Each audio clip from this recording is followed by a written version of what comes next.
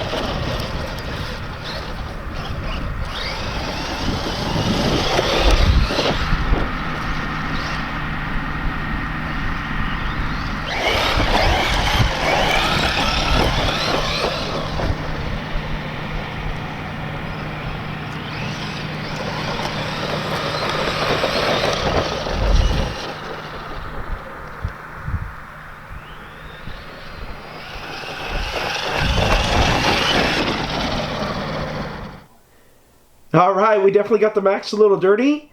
I have to say I wasn't expecting the results that we got. These longer arms are amazing. One of the reasons why I didn't think it was going to help as much as I would like is because these tires are a lot bigger and wider than the ones that come from the factory.